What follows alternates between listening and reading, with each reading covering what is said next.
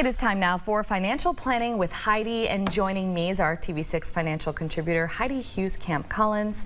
Heidi, today we are financially planning for long-term care. Yes. Maybe not something that people like to think about, but it's something that we definitely need to be thinking about. And one interesting point that you made right off the bat is that people that are seniors that are 65 or older will likely need long-term care at some point. Yes, in 2021, Morgan, Genworth, which is a big insurance company, did a study and found out that of seniors 65 or older, 7 out of 10, a full 70%, are going to need long-term care at some point during the rest of their lifetimes. Yeah, and it's absolutely not cheap in most circumstances. Private nursing home rooms, you say, are typically more than $100,000 a year. Yes, and you know, everybody wants to stay in their home. Right. So even home care, and it's not full-time home care, if you get 40 hours a week of home care, that's going to set you back over 60. Oh, wow. $60,000 a year. $60,000 a year. And then Medicare, you say, does not cover long-term care. No, that's a misconception. A lot of people think that Medicare will cover long-term care, but it doesn't. If you're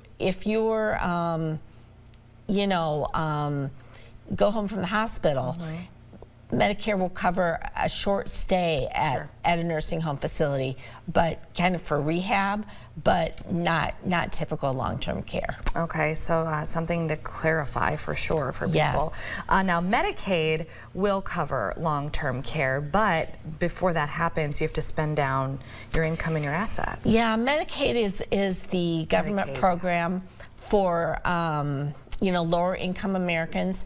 And it does cover long-term care, but you're not gonna like what comes with it. Right.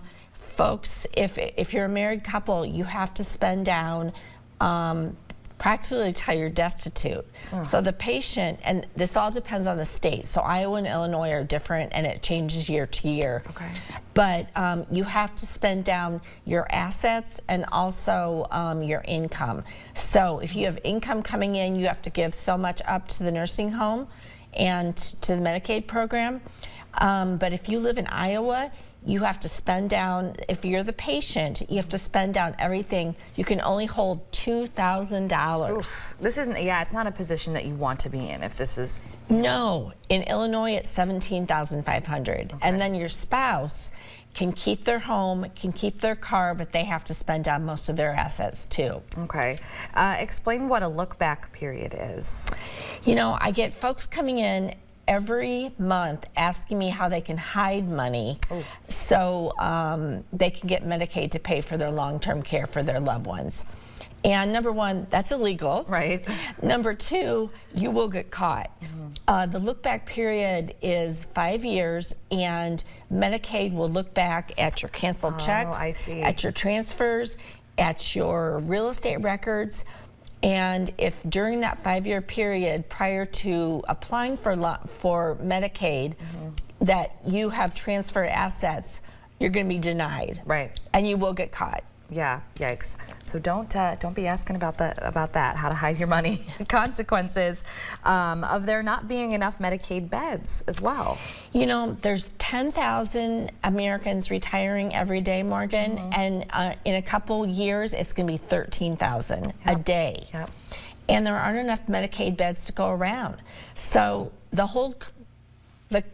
cold truth is that, you know, if you and your family are living in the Quad Cities and you have a loved one who needs long-term care in a nursing home, the closest Medicaid bed could be in Chicago or St. Louis.